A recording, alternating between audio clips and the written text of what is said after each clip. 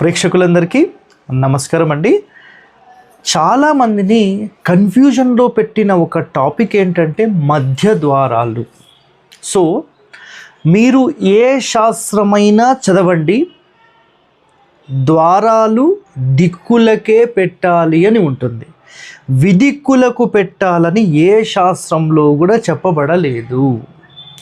ఒక మానవ ముఖానికి నోరు మొత్తం ఈ ఫ్రంట్ ముఖానికి సెంటర్లో ఎలాగైతే ఉంటుందో 100% ఒక ఇంటికి కూడా మధ్యలో ద్వారమే నంబర్ 1.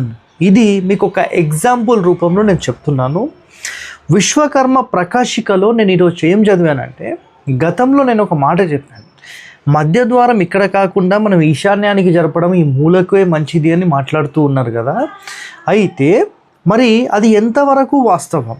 సో నేనేం చెప్పాను, ఈ నోరు తీసుకుపోయి ఇక్కడ చెంపల్లో పెడతారా? అది రాంగ్ కదా. మరి ఈరోజు ప్రజలందరినీ ఒక తప్పు దోవలోకి తీసుకొని వెళ్ళి అసలు ఇదంతా సిస్టమే నాశనం పట్టిస్తున్నారు.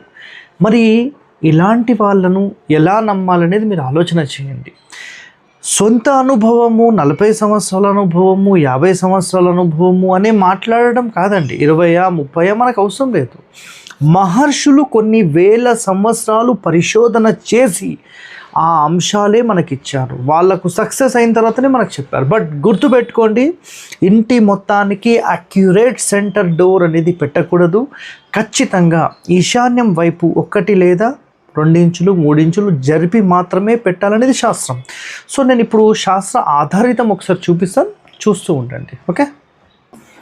సో శాస్త్ర ఆధారితం మీరు ఇక్కడ గమనిస్తే గనక, మూలలకున్న వాస్తు పురుషుని ముఖమునందు మధ్యనున్న నోరు తీసేసి చెంపల మీద ఉంచినట్లు పెడతారు అన్నమాట. ఇది రాంగ్ సిస్టమ్.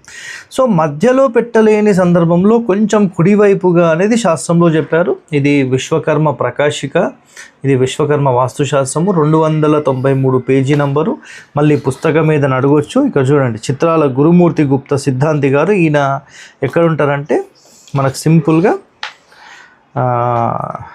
అనంతపురంలో ఉంటారు. ఓకే, థ్యాంక్ యూ అండి.